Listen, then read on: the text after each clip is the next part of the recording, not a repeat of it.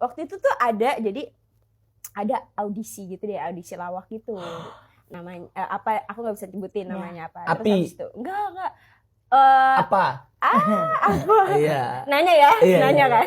Terus habis itu dia ngomong, "Mi, lo nggak ikut itu tuh audisi itu?" Terus aku tuh kan anaknya males audisi kan. Iya kan, maksudnya ya udah aja gitu kan. Terus kan dari Lenong Bocah itu kan maksudnya udah agak dikenal gitulah gitu kan. Misalnya audisi lagi kan. Callingan aja. Gitu.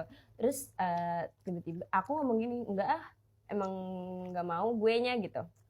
Terus dia ngomong gini, ini bener-bener sampai sekarang, "So nolak loh,